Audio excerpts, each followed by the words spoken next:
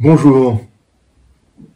Aujourd'hui, nous allons parler d'un sujet qui a bouleversé complètement le Moyen-Orient, et bien entendu le Liban, puisque nous allons parler de la guerre civile libanaise. Guerre civile libanaise qui dura 15 ans. 15 ans, de 1975 à 1990, vous vous rendez compte. Pendant ce temps, les milices libanaises, quelles qu'elles soient, et palestiniennes, s'entre-déchirèrent. Il y a eu des centaines de milliers de morts.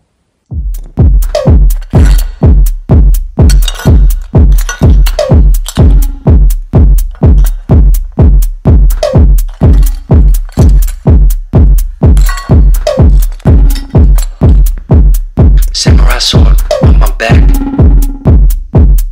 You don't know how to act. Maybe you should relax. Maybe you should relapse. Just kidding.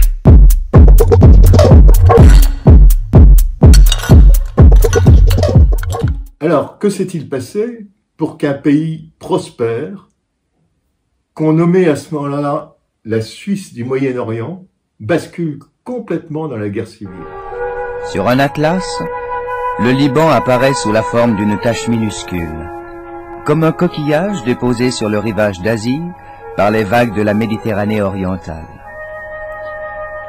Ce petit pays a néanmoins connu toutes les grandes civilisations classiques dont il a gardé la tradition d'un niveau culturel élevé.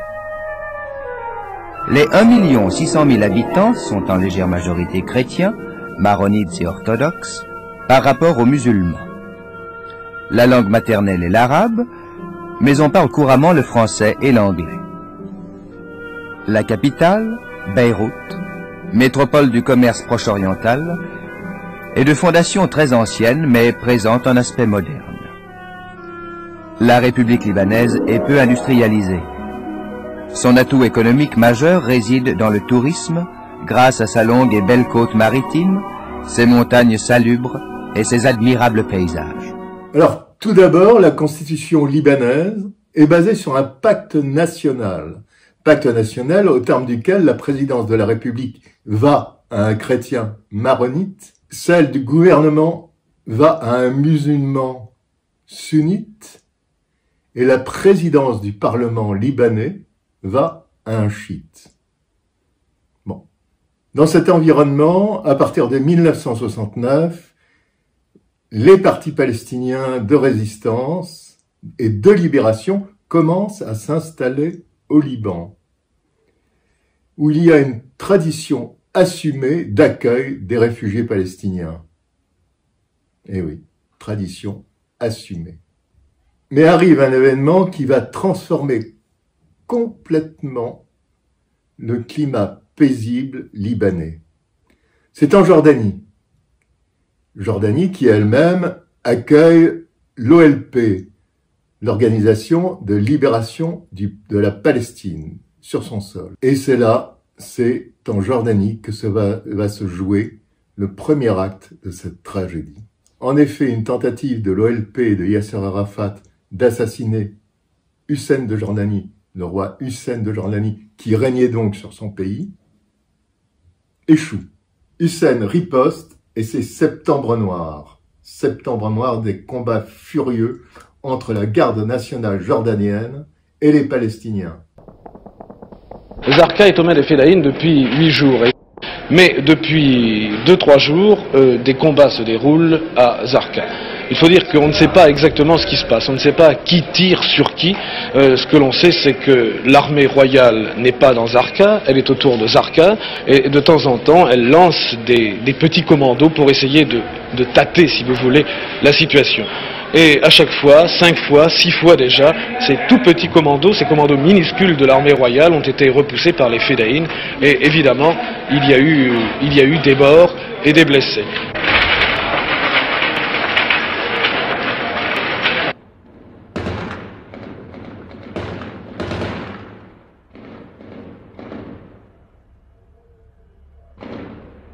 L'OLP est finalement obligé de fuir. L'OLP s'installe au Liban. À partir de là, le sort du Liban en est jeté. En effet, Israël ne va pas voir d'un bon œil l'implantation de ces mouvements de résistance sur sa frontière avec le Liban. D'autre part, nous sommes encore dans la guerre froide. Moscou aide la Syrie, Washington, Israël, bien sûr. Des coups de main sont effectués par les Palestiniens sur la frontière du sud-Liban. Tzahal répond par des bombardements. Moi, je reviens de Damas où j'ai suivi les voyages du président Nixon, donc président des États-Unis, au Moyen-Orient.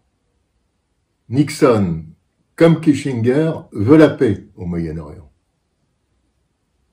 Donc, il va voir les différents protagonistes égyptiens, syriens, jordaniens du Moyen-Orient.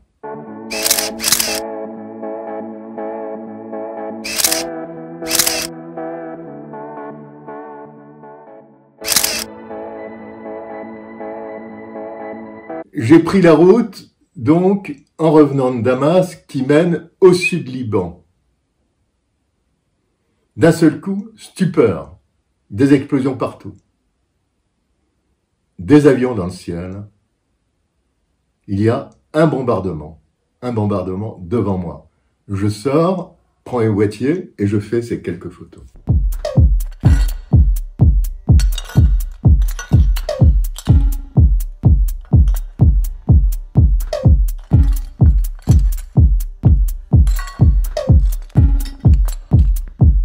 Samurai sword on my back. You don't know how to act. Maybe you should relax. Maybe you should relapse. Just kidding.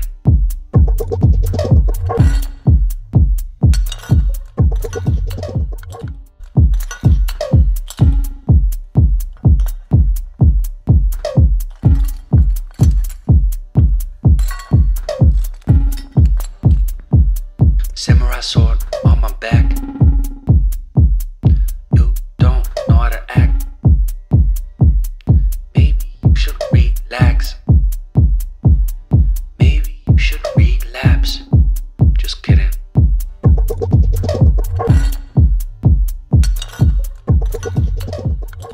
Alors, les incidents entre l'OLP au Liban et Israël se multiplient, mais pas seulement.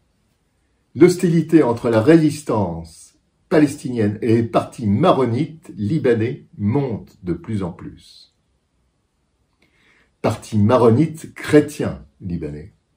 Alors à ce moment-là, Pierre Gemayel, chef du parti chrétien libanais, Kataeb, les Phalanges, lance un appel au désarmement des Palestiniens.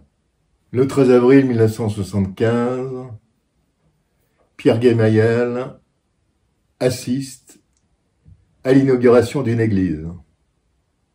Une automobile passe, mitraille, son garde du corps est tué, lui, il est blessé.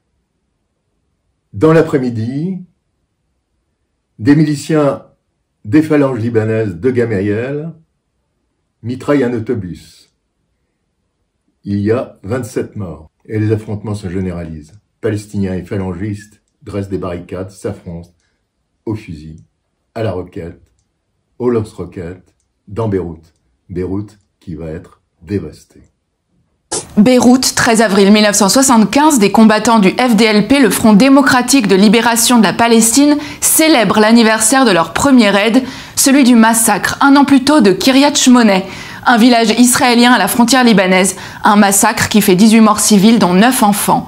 Le 13 avril au matin, Pierre Gemayel, il est le chef des phalanges chrétiennes libanaises, échappe à un attentat perpétré par les Fedayines, les combattants palestiniens. Pierre Gemayel a toujours dénoncé la présence armée palestinienne au Liban.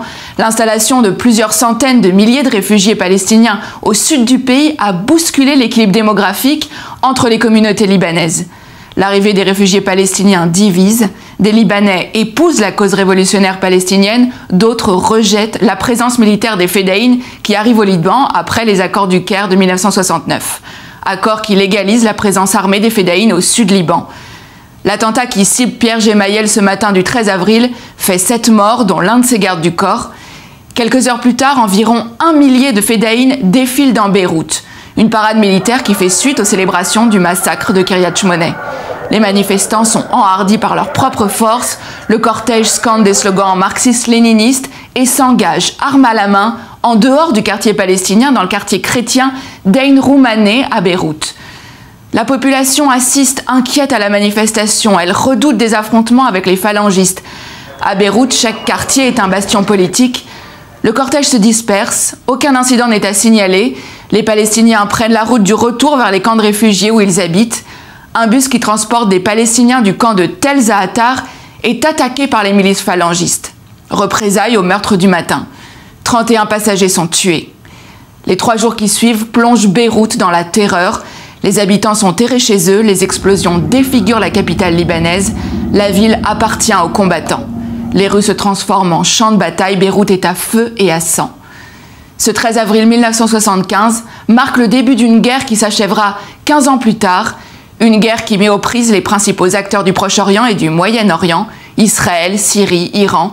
Un conflit qui fera entre 130 000 et 250 000 victimes. Moi, j'arrive au Liban un peu plus tard.